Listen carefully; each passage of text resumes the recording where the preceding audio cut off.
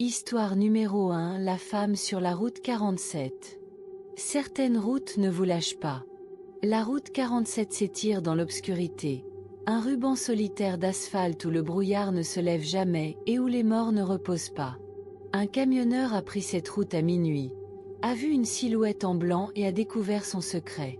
Voici l'histoire de Mike Dalton et de la passagère qui n'est jamais partie. Rouleriez-vous sur la route 47 après la tombée de la nuit? L'horloge du tableau de bord brillait à 23h47. Ses chiffres verts tranchant contre l'obscurité de la cabine du 18 roues de Mike Dalton. Un vieux camion cabossé qui sentait le diesel, le café froid et la sueur. La route 47 était un serpent noir d'asphalte, serpentant à travers des champs infinis de maïs mort et d'arbres squelettiques, englouti par un brouillard si épais qu'on aurait dit le monde submergé dans un sirop gris. Mike, 42 ans, barbe poivre et sel, yeux fatigués et dos douloureux après trop d'années au volant, serrait la colonne de direction, ses jointures blanches, meurtries à force de serrer trop fort. Son café reposait froid dans le porte-gobelet, intact depuis des heures, une fine pellicule de poussière à sa surface. La radio crachait du parasite, un bourdonnement bas et râpeux qui lui griffait les nerfs, refusant de capter un signal, peu importe combien de fois il tournait le bouton.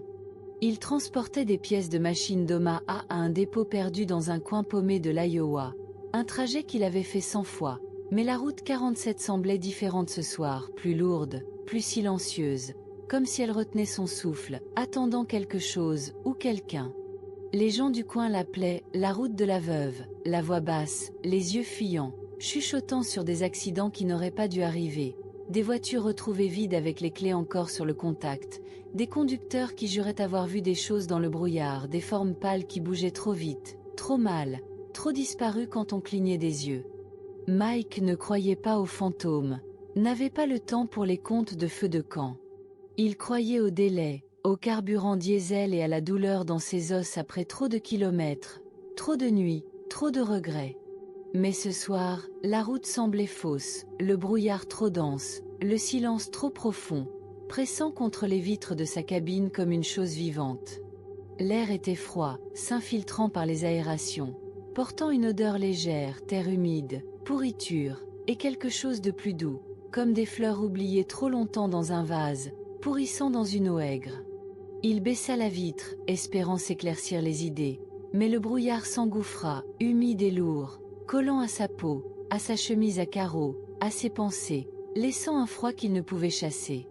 Sa radio CB crépita, crachant des mots hachés au secours. Perdu, froid, avant de retomber dans le parasite, un bruit blanc qui bourdonnait dans son crâne comme un essaim de mouche. Il fronça les sourcils, tourna le bouton, ses doigts calleux maladroits, mais le signal était mort, tout comme son téléphone, posé inutile dans la boîte à gants, son écran bloqué sur aucun service depuis les 50 derniers miles. Le brouillard tourbillonnait dehors, se déplaçant en motifs étranges, comme des doigts traînant sur l'asphalte, comme des cheveux pris dans le vent. Ses phares perçaient à peine, n'éclairant que quelques mètres de bitume fissuré, les lignes jaunes effacées, à peine visibles, le guidant nulle part. Les pins le long de la route se dressaient plus près, leurs branches squelettiques, leurs aiguilles noires, raclant les flancs du camion, tapotant les vitres, un rythme qui suivait son pouls, irrégulier et trop rapide. Il se frotta les yeux, granuleux par manque de sommeil, et vérifia l'horloge 23h59, les chiffres vacillants, s'assombrissant, comme si la batterie mourait, bien qu'il ait vérifié ce matin-là. La radio siffla encore, une voix de femme, faible et brisée, perçant le parasite. « S'il te plaît, ne me laisse pas. » Le cœur de Mike bondit, sa main arrachant le bouton, la voix disparaissant, avalée par le bourdonnement, mais elle persistait dans sa tête, douce, suppliante, fausse. Il secoua la tête, blâmant les longues heures, la caféine qui s'estompait, le brouillard jouant des tours. Il monta le chauffage, les aérations grinçant, crachant de l'air chaud qui ne chassait pas le froid de ses os, ses doigts raidis sur le volant, son souffle embuant l'air dans la cabine. L'horloge clignota à minuit, et le brouillard sembla s'épaissir, pressant contre le pare-brise, brouillant le monde dehors, effaçant les lignes entre route et ciel, entre réel et irréel. La radio crépita encore, la même voix, plus claire maintenant. Ramène-moi à la maison. La peau de Mike se hérissa, son cœur battant, sa tasse de café tremblant dans le porte-gobelet, le liquide ondulant, reflétant la lueur du tableau de bord, reflétant quelque chose, une ombre, une forme, un visage disparu quand il clignait. Il se pencha, plissant les yeux dans le brouillard, ses phares n'attrapant que des tourbillons gris et le contour faible des arbres, leurs branches comme des griffes s'étendant vers la route, leurs troncs noirs et humides, luisant comme s'ils saignaient. Puis il la vit une silhouette sur le bas-côté, pâle et immobile, agitant lentement, délibérément, comme si elle l'attendait, comme si elle savait qu'il viendrait. Une femme en robe blanche, ses cheveux noirs et mouillés, collant à son visage, son bras tendu, sa main pâle comme de l'os, ses doigts longs, trop longs. L'estomac de Mike se noua, son pied relâchant l'accélérateur, le camion ralentissant avec un gémissement, le grondement du moteur fort dans le silence. Elle semblait désespérée, perdue, sa robe déchirée à l'ourlet, flottant dans une brise qu'il ne sentait pas, ses pieds nus sur le gravier, ses orteils recroquevillés contre le froid. Il ne prenait pas d'autostoppeur, trop d'histoires de couteaux, d'arnaques, pire, mais elle semblait avoir besoin d'aide, comme si elle gèlerait là dans le brouillard, comme si elle manquait de temps. Il s'arrêta, les pneus crissant sur le gravier, le moteur au ralenti, le brouillard tourbillonnant autour du camion comme une marée, réticent à le laisser s'arrêter. Il se pencha dans la cabine, poussant la porte passager, le froid s'engouffrant, vif et humide, sentant la boue et les fleurs et quelque chose d'ancien, de profond, de mort. « Eh, ça va » lança-t-il, sa voix rauque, avalée par le brouillard, à peine atteignant la silhouette dehors. Elle ne répondit pas, grimpa juste, silencieuse, ses mouvements lents, presque flottants, sa robe dégoulinant d'eau sur le sol, laissant des taches sombres et boueuses sur le siège, s'étalant comme de l'encre. Elle s'installa, ses mains jointes sur ses genoux, son visage à moitié caché par des cheveux mouillés, sa peau pâle, presque grise, ses yeux baissés, ses ongles ébréchés, de la terre noire incrustée dessous, épaisse et collante. « Merci » murmura-t-elle, sa voix douce, tremblante, comme une brise à travers des feuilles mortes, comme une chanson qu'on ne peut désentendre. La peau de Mike se hérissa, les poils de sa nuque se dressant, son cœur battant trop vite, mais il repoussa ça, blâmant le froid, le brouillard, les longues heures, les histoires. « Pas de problème, dit-il, forçant un sourire, ses lèvres crispées, sa voix instable. « Où vous allez ? Vous avez un nom ?» Elle ne répondit pas, fixant juste le tableau de bord, ses mains tressaillant légèrement, ses doigts se recroquevillant, se déroulant, comme cherchant quelque chose. La cabine semblait plus petite, l'air plus épais, l'odeur de pourriture plus forte, se mêlant à cette douceur florale, l'étouffant. Il réessaya, sa voix plus forte, essayant de remplir le silence. « Et, vous êtes sûr que ça va ? Vous êtes trempé. Où vous allez ?» Elle tourna la tête, lente, délibérée, ses yeux croisant les siens pour la première fois, noirs, profonds, sans fond, comme des puits sans fond, comme des trous dans le monde. Le souffle de Mike se bloqua, son cœur trébuchant, la cabine soudain trop petite, trop froide, trop fausse. « À la maison » murmura-t-elle, sa voix plus aiguë maintenant, tranchant à travers le parasite, à travers le bourdonnement du moteur, à travers ses pensées, ses peurs, sa santé mentale. Ses lèvres bougeaient à peine, son sourire faible, trop large, montrant trop de dents, trop acérées. Il cligna des yeux, et elle avait disparu. Le siège passager était vide, la porte encore ouverte, le brouillard s'engouffrant, les taches sur le siège humide et s'étalant, sombres et épaisses, comme du sang mêlé de boue. Ses mains tremblaient, son café se renversant, froid et noir, sur son jean, s'infiltrant, glaçant sa peau. Il claqua la porte, son souffle saccadé, ses yeux passant au rétroviseur, s'attendant, craignant à la voir là, assise à l'arrière, souriante, observant. Mais il était vide, juste le brouillard, juste la route, juste le silence, plus lourd maintenant, vivant. Ses mains tremblaient sur le volant, son cœur battant, son esprit hurlant, fatigué, hallucinant, fou. Il n'était pas fou. Il ne pouvait pas l'être. Il écrasa l'accélérateur, le camion bondissant, les pneus hurlant, le moteur rugissant. Mais le brouillard semblait coller au camion, le ralentissant, le retenant, l'enveloppant de vrille grise qui bougeaient comme des mains, comme des cheveux. La radio crépita encore, sa voix claire maintenant, proche, dans la cabine, dans sa tête. « Ne me laisse pas, ramène-moi à la maison. » Il arracha la prise du tableau de bord, le parasite mourant. Mais la voix persistait, résonnant dans son crâne, douce mais insistante, comme un murmure de l'intérieur de ses os.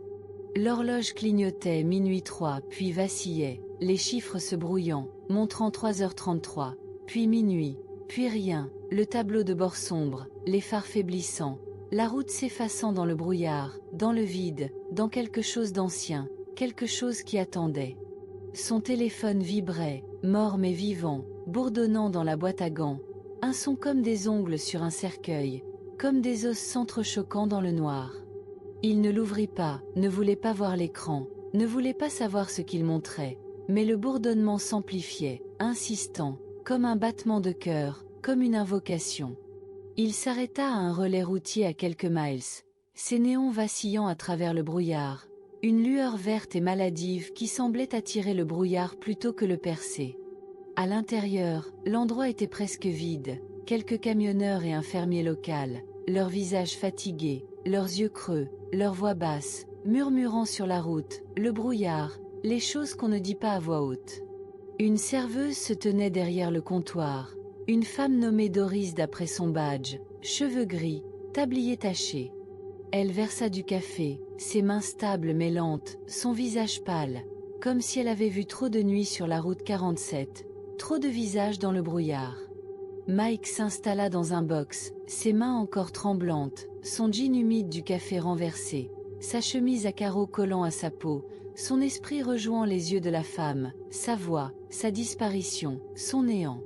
« Café ?»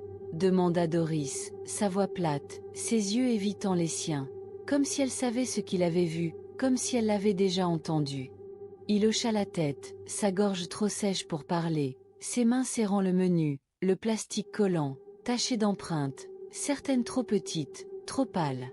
Le relais semblait bizarre, trop silencieux, les locaux lui jetant des regards, puis détournant les yeux, leur visage neutre mais savant, comme s'ils partageaient un secret dont ils n'étaient pas, comme s'ils attendaient qu'ils le rejoignent.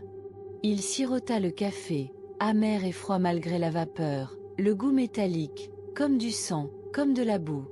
Il s'éclaircit la gorge, sa voix rauque, instable. « Et, dit-il, j'ai pris une autostoppeuse là-dehors. Sur la route 47.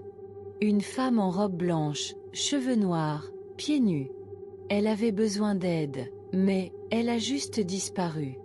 Directement de ma cabine. » Il força un rire, essayant de paraître décontracté, sain d'esprit, mais ça sonnait faux, nerveux, brisé, un son qui n'avait pas sa place. Le relais devint silencieux, le jukebox sautant, les locaux se figeant, leurs fourchettes à mi-chemin de leur bouche, leurs yeux fixés sur lui maintenant, sans cligner, comme les yeux de la femme, comme des trous dans le monde.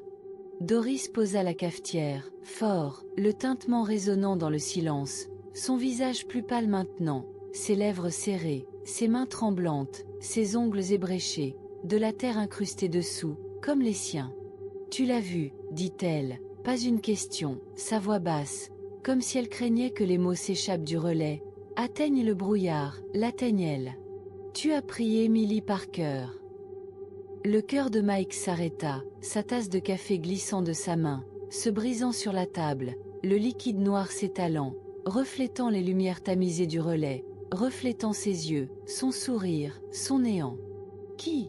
croassa-t-il, sa gorge serrée, l'air plus lourd maintenant, l'odeur de pourriture plus forte, venant du relais, des murs, de Doris, de lui. « Emily Parker », dit Doris, sa voix à peine un murmure, ses yeux se tournant vers les fenêtres, vers le brouillard pressant contre elle, vert et épais, vivant. Morte il y a 10 ans sur la route 47. Accident de voiture, tard dans la nuit, dans le brouillard.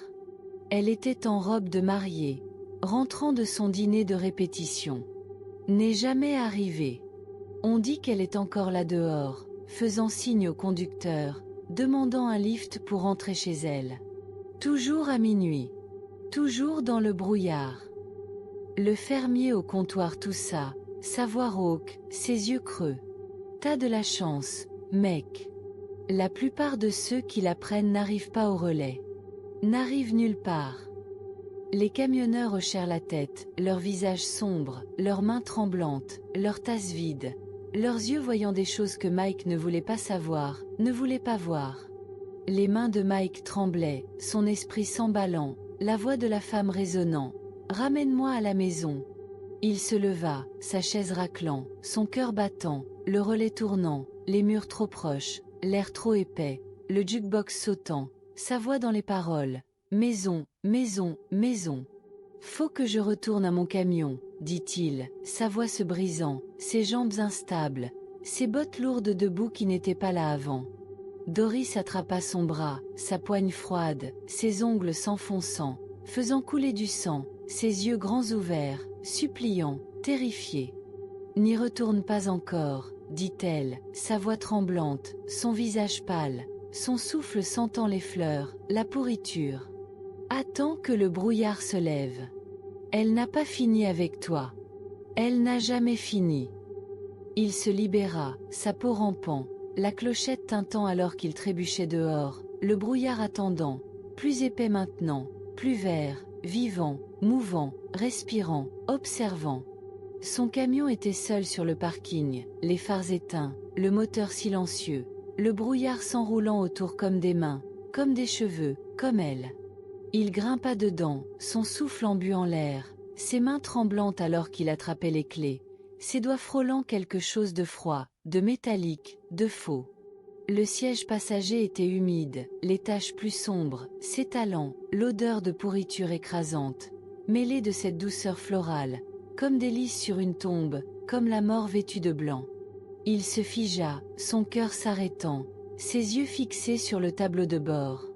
Une bague de mariage unique était là, argentée, rayée, scintillant dans la lumière tamisée, une gravure légère à l'intérieur. « À toi pour toujours, Émilie. » Ses mains tremblaient, son souffle haché, le brouillard pressant contre les vitres, la radio s'allumant, sa voix claire maintenant, proche, dans la cabine, dans sa tête, dans son sang. « Ramène-moi à la maison, Mike. Ne me laisse pas. Tu es à moi maintenant. » Il cria, claquant la porte, tournant la clé, le moteur rugissant, les pneus hurlant alors qu'il sortait du parking, le brouillard le poursuivant, la bague roulant du tableau de bord, tintant sur le sol, roulant sous le siège, son bruit un battement de cœur, une invocation. La route était infinie, le brouillard plus épais, les pins plus proches, leurs branches raclant le camion, leurs aiguilles tombant comme de la pluie, tapotant, murmurant, « Maison, maison, maison !» L'horloge clignotait 3h33, puis minuit, puis rien, les chiffres disparus, le tableau de bord sombre, les phares inutiles, le brouillard avalant tout, la route, le camion, lui.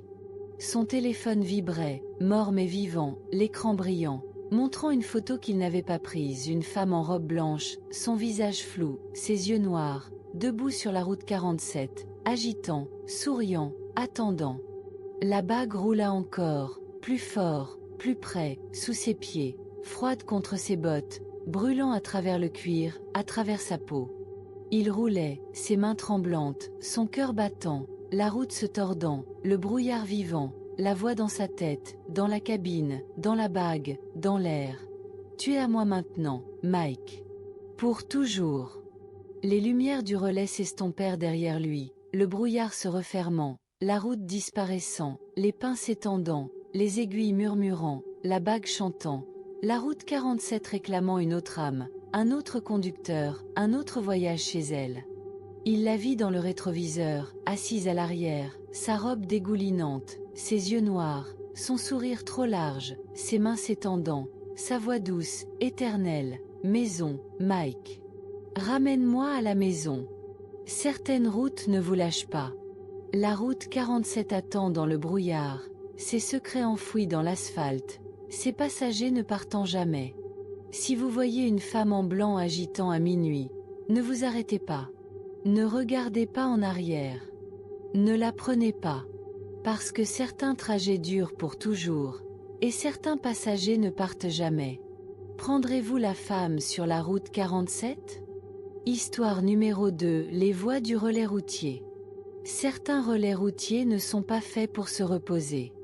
Nichés le long d'autoroutes désertes, ils attendent dans l'obscurité, où le silence n'est pas vide et les voies ne sont pas vivantes. Un camionneur s'est arrêté dans un relais oublié par une nuit sans lune, a entendu un murmure et a découvert sa vérité. Voici l'histoire de Ron et des voix qui l'ont suivi. Vous arrêterez-vous au prochain relais?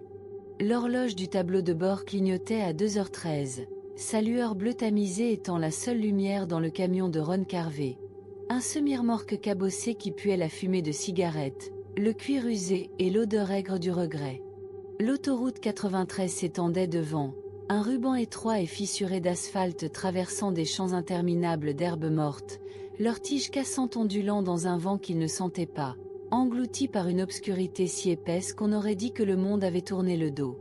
Ron, 51 ans, visage buriné, barbe grise râpant sa mâchoire, main calleuse après 30 ans de transport de marchandises, se frotta les yeux, irrité par trop d'heures au volant, trop de nuits à courir après des délais. Il transportait des conserves de bois à Billings, un trajet qu'il avait fait si souvent qu'il aurait pu le tracer les yeux fermés. Mais ce soir, tout semblait différent, plus lourd, plus silencieux, faux.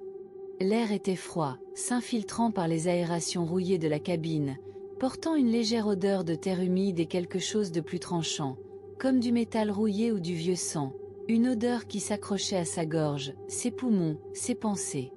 Ron était épuisé jusqu'aux os, ses paupières s'affaissant, son café épuisé depuis longtemps, la thermos vide sur le siège passager à côté d'un paquet de Marlboro froissé, d'un atlas routier écorné et d'une barre chocolatée à moitié mangée, son emballage collant de chocolat fondu.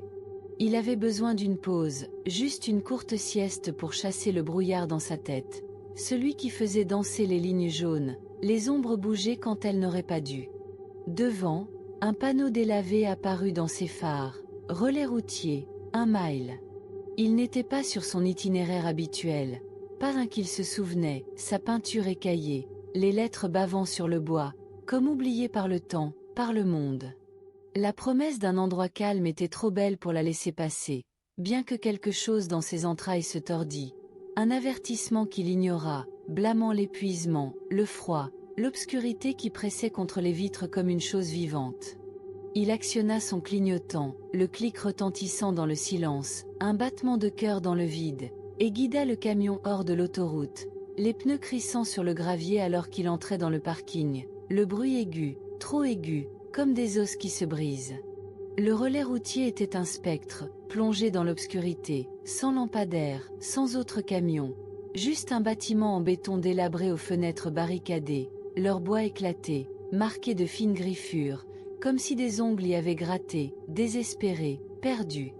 Une table de pique-nique rouillée s'affaissait dans les herbes, son métal déformé, ses pieds s'enfonçant dans la terre, et un distributeur automatique trônait seul, sa lumière fluorescente vacillant, bourdonnant comme un insecte mourant, projetant des ombres déchiquetées qui tressaillaient quand il clignait des yeux. Il coupa le moteur, le camion s'arrêtant avec un gémissement, le silence s'engouffrant, épais et lourd, comme de l'eau remplissant un navire qui coule, noyant le monde. L'obscurité était absolue, le genre qui avalait la lumière, le genre qui vous faisait vous sentir seul, ou pire pas seul, jamais seul. L'horloge du tableau de bord clignotait à 2h15, les chiffres vacillants, s'assombrissant, comme si la batterie mourait, bien qu'il ait vérifié ce matin-là à Boise, la facture du mécanicien encore fourrée dans la boîte à gants. Son téléphone reposait dans le porte-gobelet, inutile, affichant aucun service depuis les 100 derniers miles, l'écran sombre, ne reflétant que son visage fatigué, ses yeux injectés de sang, les rides creusées par des années d'autoroute, de motels et d'erreurs. Il s'adossa, le siège grinçant sous son poids, le cuir craquelé, sentant la sueur, la cendre et le diesel. Il ferma les yeux, s'efforçant de faire une sieste, juste 20 minutes, assez pour continuer jusqu'à l'aube, assez pour échapper au brouillard dans sa tête, au poids dans sa poitrine. L'air était froid, trop froid, s'infiltrant dans la cabine, s'installant dans ses os, rendant ses doigts raides, son souffle embuant l'air, s'enroulant comme de la fumée, comme des murmures. L'odeur était plus forte maintenant, terre humide et rouille, avec une légère douceur, comme quelque chose pourrissant sous le plancher, sous la terre, sous le monde, quelque chose de mort depuis trop longtemps mais qui refusait de rester parti. Il serra sa veste en flanelle, le tissu usé, le col taché de sueur, et tenta de se concentrer sur sa respiration, sur le bourdonnement du distributeur dehors, sur n'importe quoi sauf le silence, l'obscurité, l'odeur. Il était presque endormi, sa respiration ralentissant, son esprit dérivant vers un rêve à moitié oublié de chez lui. Un endroit qu'il n'avait pas vu depuis des années, une femme qu'il avait quittée, une fille qui ne téléphonait plus quand cela vint. Un léger coup sur le côté de sa remorque, un simple tape, aigu et délibéré, comme un doigt frappant le métal, tranchant le silence comme un cri. Ses yeux s'ouvrirent brusquement, son cœur bondissant, ses mains agrippant le volant, le cuir grinçant sous ses doigts, son pouls s'emballant, retentissant dans ses oreilles. Il retint son souffle, écoutant, le silence plus fort maintenant, pressant contre ses oreilles, lourd comme un couvercle de cercueil, lourd comme l'obscurité. Un autre coup, plus fort, tap-tap, venant de l'arrière de la remorque, près des portes de chargement, le son résonnant, aigu et faux, comme s'il venait de l'intérieur du métal, de l'intérieur de la cabine, de l'intérieur de lui. Il se redressa, sa peau se hérissant, le froid mordant plus fort, s'enfonçant dans sa poitrine, ses os, son âme. « Qui est là ?» cria-t-il, sa voix rauque, avalée par la cabine, par l'obscurité, par quelque chose qui écoutait, quelque chose qui attendait. Pas de réponse, juste le bourdonnement du distributeur, faible et faux, comme un battement de cœur désaccordé, comme un pouls qui n'était pas le sien, pas humain. Il attrapa sa lampe de poche, une lourde maglite sous le siège, son poids solide mais pas réconfortant, son faisceau fort mais étroit, taillant un mince chemin dans l'obscurité alors qu'il sortait de la cabine, ses bottes crissant sur le gravier, le bruit trop fort, trop seul, trop faux. Le brouillard s'était épaissi, vert et maladif, s'enroulant autour du camion, autour de lui, comme des doigts, comme des cheveux, comme une chose vivante. Il balaya la lampe autour du parking, le faisceau tremblant, attrapant le distributeur, ses boutons rouillés, son verre fissuré, son bourdonnement plus fort, plus faux, comme un chant, comme une voix. Rien derrière la remorque, pas de traces, pas de marque, juste le gravier, humide et sombre, luisant comme s'il saignait. Il frappa les portes de la remorque, le métal froid, trop froid, brûlant ses doigts. « Et y a quelqu'un ?» Sa voix était faible, avalée par le brouillard, par l'obscurité, par le silence qui n'était pas silencieux, qui n'était pas vide. Un murmure répondit, doux, à peine audible, venant de nulle part, de partout, « Reste !» Sa peau se hérissa, son cœur trébuchant, la lampe tremblant dans sa main, le faisceau vacillant, attrapant quelque chose, une ombre, grande, trop grande, debout près du distributeur, immobile, sans visage, ses contours flous, ses bords faux. Il cligna des yeux, et elle disparut, le parking vide, le distributeur bourdonnant, le brouillard plus épais, plus vert, vivant. Il recula, ses bottes glissant, son souffle embuant l'air, son cœur battant, la lampe tombant, s'éteignant, le laissant dans l'obscurité, dans le froid, dans le murmure. Il grimpa dans la cabine, claquant la porte, ses mains tremblantes, les clés glissant, le moteur rugissant alors qu'il démarrait, les pneus hurlant, le camion bondissant. Mais le brouillard semblait le retenir, le ralentir, l'envelopper, le murmure suivant, « Reste, reste, reste !» La radio CB crépita, bien qu'elle fût éteinte, impossible, une voix perçant, basse et rocailleuse, pas humaine, pas vivante, comme du gravier sur des os. « Tu t'es arrêté, Ron. Tu l'as laissé entrer. » Son souffle se bloqua, ses mains tremblant sur le volant, la cabine plus froide, l'odeur plus forte, rouille et sang et pourriture, s'infiltrant par les aérations, sous le siège, de l'intérieur de lui. L'horloge clignotait, 2h33, puis 3h33, puis rien, les chiffres disparus, le tableau de bord sombre, les phares faiblissants, la route s'effaçant dans le brouillard, dans le vide, dans quelque chose d'ancien, quelque chose qui attendait. Son téléphone vibra, mort mais vivant, bourdonnant dans le porte-gobelet, un son comme des ongles sur un cercueil, comme des os s'entrechoquant dans le noir.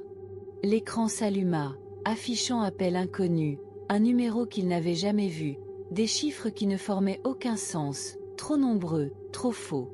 Il ne répondit pas, ne pouvait pas, mais la voix vint quand même, à travers la radio, à travers le téléphone, à travers l'air, à travers lui. Reste, Ron. Il est avec toi maintenant. Il écrasa l'accélérateur, la route infinie, le brouillard plus épais, les pins plus proches, leurs branches raclant, leurs aiguilles murmurant, reste, reste, reste. Le coup frappait encore, tap tap tap, de la remorque, des murs, du toit, du sol, de sa poitrine, de son cœur, de son esprit. Il cria, sa voix rauque, brute, laissez-moi tranquille. Mais la voix répondit, douce, froide, éternelle, tu t'es arrêté, Ron. Tu l'as laissé entrer. Il est à toi maintenant. Le téléphone vibra encore, l'écran brillant, montrant une photo qu'il n'avait pas prise, un relais routier sombre, vide, le distributeur vacillant, une ombre debout près de la remorque, grande, trop grande, son visage flou, ses yeux absents, ses mains s'étendant, ses doigts longs, trop acérés. Il jeta le téléphone au sol, ses mains tremblantes, sa voix se brisant, son cri avalé par le brouillard, par l'obscurité, par la voix. Le cognement était partout, tap tap tap, un rythme qui le possédait, qui le réclamait. Le brouillard brillait plus vert, plus vif, vivant, pressant contre les vitres, s'infiltrant par les aérations, froid et humide, sentant la terre et le sang et la mort. La route se tordait, les pins plus proches, leurs branches raclant, leurs aiguilles murmurant, fuis, fuis, fuis. Mais il n'y avait nulle part où fuir, nulle part où se cacher, aucun moyen d'échapper au relais, à la voix, à l'ombre. Il la vit dans le rétroviseur, juste un instant, une forme, grande, sombre, sans visage, debout derrière le camion, se rapprochant, ses mains s'étendant, ses doigts frôlant le verre, laissant des traces, des griffures, lui. L'aube se leva, faible et grise, les premiers rayons perçant le brouillard, à peine, comme une promesse mensongère, comme un espoir qui n'était pas réel. Il ne s'arrêta pas avant d'atteindre un relais routier, un vrai, brillant de néon, vivant avec d'autres conducteurs, leurs camions ronronnant, leurs voix fortes, humaines, réelles, ancrées. Il se gara, ses mains tremblantes, son souffle haché, sa flanelle trempée de sueur, ses bottes lourdes de boue qui n'étaient pas là quand il avait quitté Boise, une boue qui sentait la rouille et la pourriture, une boue qui bougeait quand il clignait des yeux, rampant sur le sol, s'accumulant sous le siège. L'horloge clignotait à 6h04, stable maintenant, réel. Mais son téléphone était toujours mort, l'écran fissuré, l'appel inconnu disparu mais gravé dans son esprit, la photo toujours là, dans sa tête, dans son sang, dans son âme. Il trébucha dans le relais, la clochette tintant, plus douce cette fois, mais toujours trop aiguë, trop semblable au cognement, trop semblable à la voix, trop semblable à lui. L'air était chaud, épais de graisse et de café, mais l'odeur de pourriture le suivait, faible mais présente, sous sa peau, dans ses vêtements, dans son souffle. Il s'assit au comptoir, ses mains tremblantes, son café intact, la vapeur s'élevant, s'enroulant comme du brouillard, comme sa voix, comme son ombre. La télévision au-dessus du comptoir vacillait, un bulletin d'information matinale, la voix de l'animateur perçant le brouhaha, perçant l'agitation du relais, perçant ses pensées. Dernière minute. Un corps retrouvé dans un relais routier sur l'autoroute 93, identifié comme un camionneur, assassiné, le tueur toujours en fuite. Le relais, abandonné depuis les années 90, a une histoire de disparition. Les autorités conseillent aux conducteurs de l'éviter. Le cœur de Ron s'arrêta, son souffle disparut, ses mains engourdies, la tasse de café glissant, se brisant sur le comptoir, le liquide noir s'étalant, reflétant la télévision, reflétant le relais, reflétant l'ombre, grande, sans visage, derrière lui, toujours derrière lui.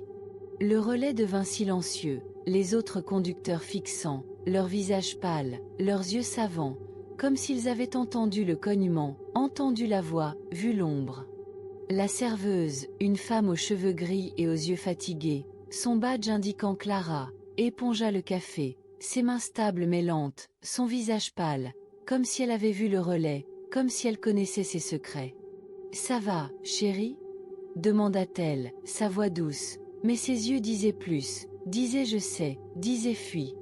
Ron ne répondit pas, sa gorge serrée, ses mains tremblantes, l'odeur de pourriture plus forte, venant du comptoir, des murs, de lui. Il trébucha jusqu'à son camion, ses bottes glissant sur le gravier, ses mains tremblantes alors qu'il grimpait, la cabine froide, l'air lourd, l'odeur de rouille et de pourriture écrasante, venant de la remorque, du siège, de sous le sol, de lui.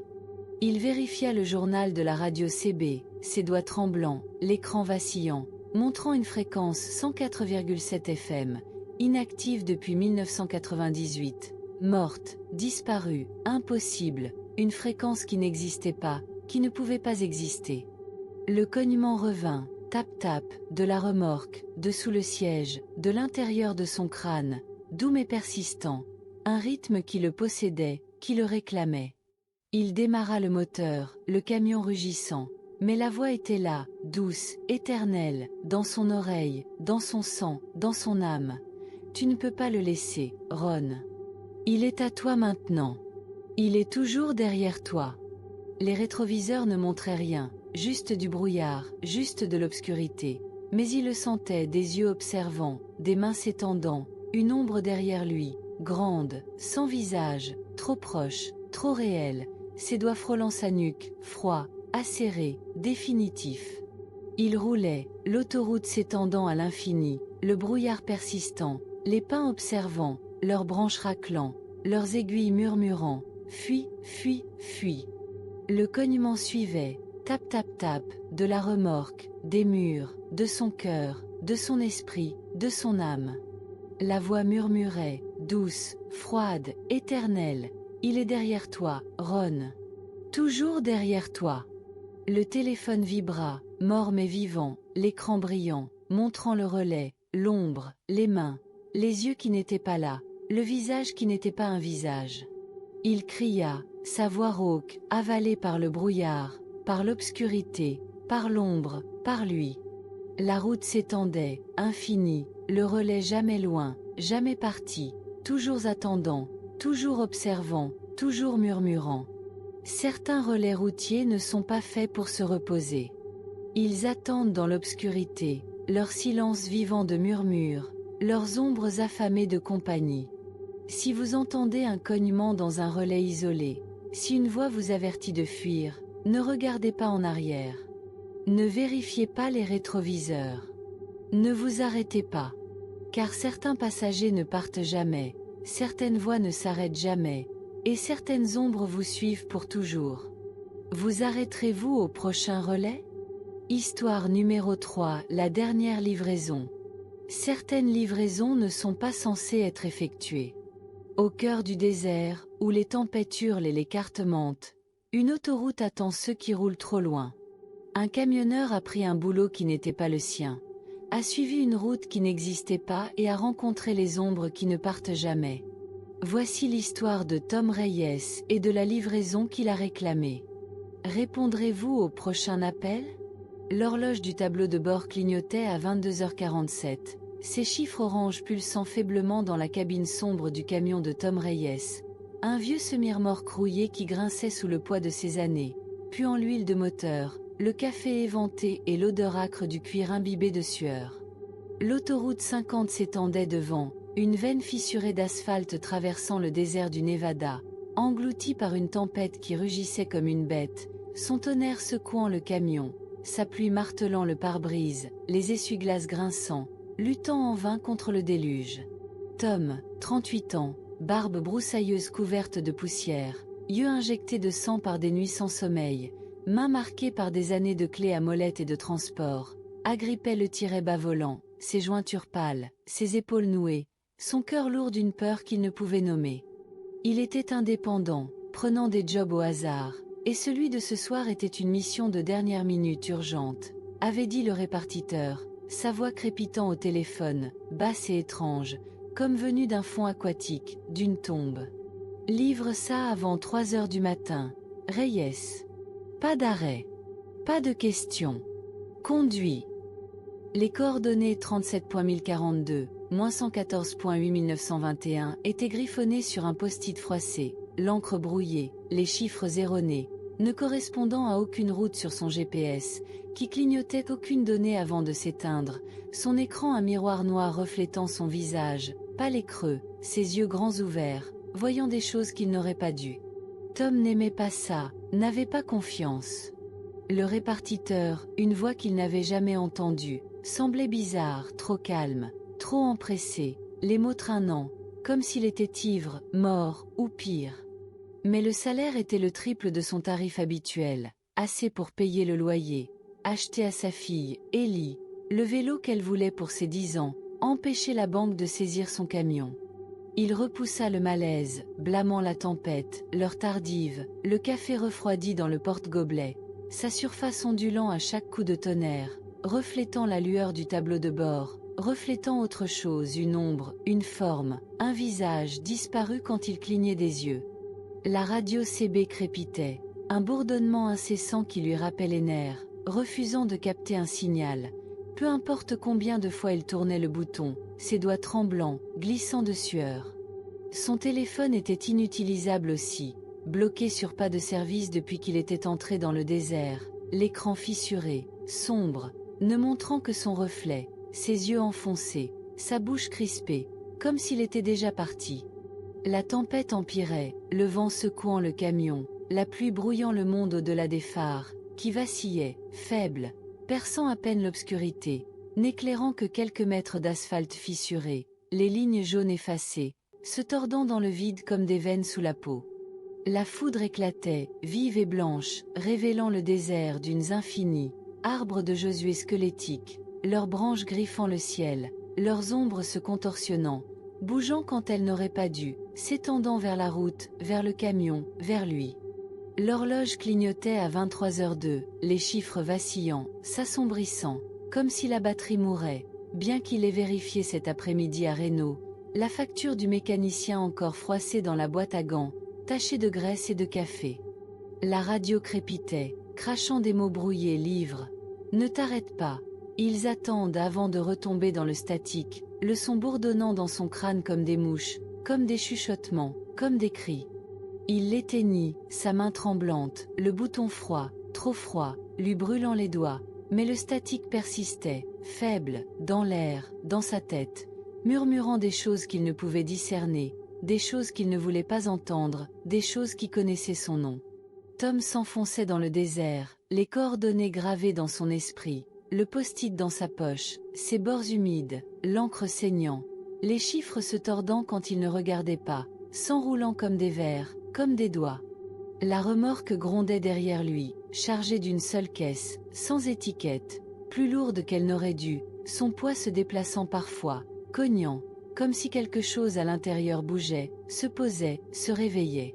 Il essayait de ne pas y penser, de se concentrer sur la route, la pluie, le boulot, mais le malaise grandissait, un nœud dans ses entrailles, une voix dans sa tête, pas la sienne, pas humaine, lui disant de faire demi-tour, d'abandonner la cargaison, de sortir du désert, de fuir.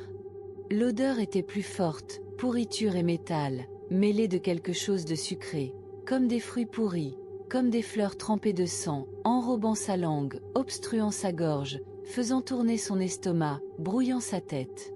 Ses phares vacillaient encore, le faisceau s'affaiblissant, la route s'effaçant, les dunes se rapprochant, leurs ombres se dressant, changeant, observant, attendant, affamés.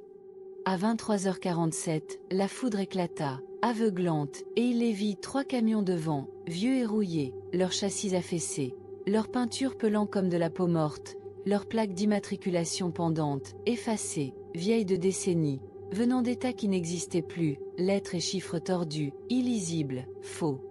Il n'avait pas de feu, pas de réflecteur, juste des carcasses sombres roulant dans la tempête, silencieuses, impossibles, leurs pneus flottant au-dessus de l'asphalte, ne touchant pas, irréels. Le cœur de Tom bondit, ses mains se crispant sur le volant, son souffle embu en l'air, son pouls martelant sa poitrine. Il saisit le micro de la CB, sa voix rauque, brisée. « Et, vous là devant? C'est quoi votre truc? Ici Reyes. Quelqu'un me reçoit? » Pas de réponse, juste du statique, plus fort, bourdonnant comme un avertissement, comme un cri, comme un rire. Il réessaya, criant, sa voix engloutie par la tempête. « Vous êtes qui? Répondez !» Les camions ne ralentissaient pas, ne signalaient rien, continuaient, leurs formes vacillant dans la foudre, leurs vitres noires, ne reflétant rien, ne montrant rien, cachant quelque chose. Puis ils disparurent, engloutis par l'obscurité, la pluie, le désert, ne laissant que la tempête, la route, la peur. Il cligna des yeux, ses yeux brûlants, son cœur battant, se disant que c'était un tour de la tempête, de la lumière, de l'épuisement, des ombres jouant avec lui. La route était vide maintenant, juste de l'asphalte et de la pluie, mais l'air était plus lourd, la cabine plus froide, l'odeur de pourriture plus forte, suintant de la remorque, des conduits d'aération, dessous le siège, de l'intérieur de lui. La radio crépitait encore, débranchée, impossible, une voix perçant, basse et rocailleuse, pas humaine, pas vivante, comme du sable grinçant contre des os. Continue, Reyes. Ils attendent. Tu es presque à la maison. Ses mains tremblaient, son café se renversant, froid et noir, sur son jean, s'infiltrant, glaçant sa peau, sentant la pourriture, le sang. Il vérifia les rétroviseurs, s'attendant, craignant de voir les camions derrière lui, leurs carcasses rouillées roulant en silence, leurs vitres noires, leurs conducteurs partis, ou jamais là. Les rétroviseurs étaient vides, juste du brouillard et de l'obscurité, juste la tempête, juste rien, mais il les sentait, sentait leur poids, leurs yeux, leur faim. L'horloge clignotait à minuit 13, les chiffres se brouillant, montrant 3h33, puis 4h44, puis rien, le tableau de bord sombre, les phares faiblissants, la route s'effaçant dans le désert, dans le vide, dans quelque chose d'ancien, quelque chose qui attendait. Son téléphone vibrait, mort mais vivant, bourdonnant dans la boîte à gants, un son comme des ongles sur un cercueil, comme des os s'entrechoquant dans le noir. Il ne l'ouvrit pas, ne voulait pas voir l'écran, ne voulait pas savoir ce qu'il montrait, mais le bourdonnement s'amplifiait, insistant, comme un battement de cœur, comme une invocation. L'odeur était partout, pourriture et métal et douceur, l'étouffant, emplissant la cabine, ses poumons, ses pensées, son âme. La remorque grondait plus fort, la caisse cognant, tap tap tap, lentement d'abord, puis plus vite, frénétique, comme si quelque chose à l'intérieur frappait, griffait, respirait. Il agrippa le volant, ses jointures blanches, son cœur battant, la voix dans sa tête plus forte, plus claire, pas la sienne, pas humaine, livre-le, Reyes. Ne t'arrête pas. Ils attendent. Il continuait, les coordonnées le tirant comme un crochet dans sa poitrine, la tempête faisant rage, le vent hurlant, la pluie un rideau gris, brouillant le monde, effaçant les lignes entre route et dune, entre réel et irréel, entre lui et eux. Le désert semblait vivant, les dunes se déplaçant, les arbres de Josué se tordant, leurs branches s'étendant, leurs ombres rampant sur l'asphalte, formant des formes mains, visages, yeux qui disparaissaient quand ils clignaient, qui regardaient quand ils ne regardaient pas. La foudre éclata encore, révélant une pancarte, à peine visible, à moitié enfouie dans le sable. Station de pesée, 1 mile. Ce n'était pas sur sa carte, pas sur son itinéraire, pas dans ses souvenirs, mais les coordonnées le guidaient là, un aimant dans son esprit, un poids dans son âme. Il ralentit, le camion gémissant, ses phares attrapant le bâtiment, une ruine de béton, fenêtres brisées, murs tachés, portes rouillées, fermées, mortes, mais attendant, regardant, affamé. Il s'arrêta, le gravier crissant, le moteur au ralenti, la tempête hurlant, le brouillard plus épais, vert et lumineux, vivant, s'enroulant autour du camion comme des doigts, comme de la fumée, comme eux. Il sortit, sa lampe de poche tremblante, le faisceau étroit, perçant à peine l'obscurité, attrapant des ombres qui bougeaient, des formes qui n'étaient pas là, des yeux qui n'étaient pas réels. La station était silencieuse, trop silencieuse, l'air lourd de pourriture, de métal, de mort. Il ouvrit la porte de la remorque, le métal grinçant, révélant la caisse, seule, sans étiquette, ses planches tachées, humides, comme si elles saignaient. Il la traîna à l'intérieur, ses bras douloureux, son souffle court, la caisse plus lourde, cognant, tap tap tap, comme si quelque chose à l'intérieur vivait, frappait, voulait sortir.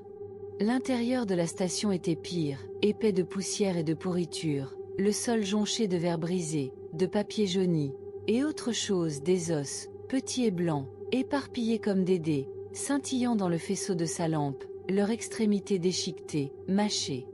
Un bureau trônait dans un coin, couvert de toiles d'araignée, un registre ouvert, ses pages gondolées, jaunies, tachées de quelque chose de sombre, de rouge. Des noms remplissaient les pages, camionneurs, conducteurs, errants, tous marqués décédés à l'encre rouge irrégulière, l'écriture inégale, frénétique, comme écrite dans la peur, la douleur, le sang. Le cœur de Tom s'arrêta, son souffle disparut, ses mains tremblantes alors qu'il lisait la dernière entrée. Thomas Reyes, livraison, HW50, 3h33 du matin, décédé. Son nom, son écriture, mais pas la sienne, impossible, l'encre humide, rouge, épaisse, sentant le sang, le métal, la mort. La caisse cognait, tap tap tap, de l'intérieur, du bureau, des murs, de sa poitrine, de son cœur, de son esprit, de son âme. Il lâcha la caisse, le bois éclatant, quelque chose s'échappant sombre, humide, mouvant, une ombre qui n'était pas une ombre, une forme qui n'était pas une forme, grande, sans visage, s'étendant, murmurant, « Tu es là, Reyes. Tu es à nous. Tu es chez toi. » Ses doigts étaient longs, trop longs, s'enroulant comme de la fumée, comme du brouillard, frôlant son visage, son cou, son âme, froid comme le désert, acéré comme la tempête. Il courut, ses bottes glissant, le faisceau de sa lampe tremblant, le registre tombant, les pages s'éparpillant, les noms criants, les os s'entrechoquant, la porte se refermant derrière lui, se verrouillant, piégeant, scellant. Il grimpa dans le camion, ses mains tremblantes, les clés glissant, le moteur rugissant, les pneus hurlant alors qu'il appuyait à fond, la station de pesée rapetissant dans ses rétroviseurs, la tempête se refermant, le désert vivant, les ombres bougeant, la caisse cognant encore, tap tap tap, de la remorque, de la cabine, de l'intérieur de lui, de partout. Il roulait, la route infinie, la tempête infinie, le brouillard vert et lumineux, suintant par les aérations, les fenêtres, les fissures de la cabine, les fissures de son esprit, les fissures de son âme. La radio crépitait, la voix plus forte, plus claire, pas humaine, pas vivante, un cœur maintenant, plusieurs voix, une seule. Tu as livré, Reyes. Tu es fini. Tu es à nous. L'horloge clignotait à 3h33, figée, les chiffres pulsants, rouges, vivants, les phares inutiles, la route disparue, le désert l'engloutissant, les ombres s'étendant, les noms du registre murmurant, appelant, réclamant, Reyes. Reyes. Reyes. Son téléphone vibrait, mort mais vivant, l'écran brillant, montrant une photo qu'il n'avait pas prise, la station de pesée, la caisse, l'ombre, grande, sans visage, ses mains s'étendant, ses yeux disparus, sa bouche ouverte, sa voix son nom, éternel, infini, final. Les rétroviseurs ne montraient rien, mais il le sentait, des yeux observants, des mains s'étendant, des ombres bougeant, toujours derrière lui, toujours plus proches, leurs doigts frôlant sa nuque, ses cheveux, son âme, froid et acéré et affamé. La remorque cognait, tap tap tap, plus fort, plus vite, la caisse vivante, les ombres vivantes, le désert vivant, tous appelant, tous attendant. Il cria, sa voix rauque, avalée par la tempête, par le brouillard, par les ombres, par eux.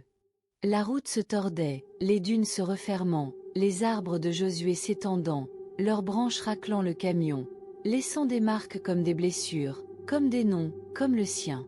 Le post-it tomba de sa poche, l'encre saignant, les coordonnées disparues, remplacées par des mots, rouges et humides. Tu es chez toi, Reyes. Le matin vint, la tempête partit, le désert silencieux, l'autoroute vide, l'air immobile, lourd, faux. La police routière trouva son camion au ralenti sur le bas-côté, phares allumés, moteur ronronnant, remorque vide, la caisse disparue, la cabine froide, l'odeur de pourriture persistante, faible mais là, dans les sièges, l'air, les rétroviseurs, l'âme du camion. Aucun signe de tome, pas d'empreinte, pas de sang, juste le post-it sur le tableau de bord, les coordonnées rayées, remplacées par un seul mot, livré. Les journaux de bord du répartiteur montraient une entrée, horodatée à 3h33, livrée avec succès. Mais le répartiteur, un homme à la voix comme de l'eau, comme la mort, jura qu'aucun appel n'avait été passé, aucun boulot à signer, aucun registre de Tom Reyes, aucun registre de l'autoroute 50, aucun registre de la station de pesée, aucun registre des camions, aucun registre de rien sauf le désert, la tempête, l'obscurité, les ombres. Des années plus tard, les conducteurs sur l'autoroute 50 chuchotaient sur un camion vu dans les tempêtes, rouillé, silencieux, ses phares éteints, sa remorque cognant, tap tap tap, roulant dans le désert, disparaissant dans le brouillard. Ils parlaient d'un homme au volant, son visage pâle, ses yeux disparus, ses mains agrippant le volant, son nom écrit en rouge, menant un convoi de camions fantômes, leurs plaques vieilles, leurs vitres noires, leurs ombres s'étendant. Si vous roulez sur cette route la nuit, si vous voyez les camions, si vous entendez le cognement, ne vous arrêtez pas. Ne regardez pas en arrière. Ne répondez pas à l'appel. Car certaines livraisons sont finales, et certaines routes ne vous lâchent jamais. Certaines livraisons ne sont pas censées être effectuées. L'autoroute 50 attend dans la tempête, ses coordonnées menant nulle part, ses ombres affamées de noms, son registre jamais plein.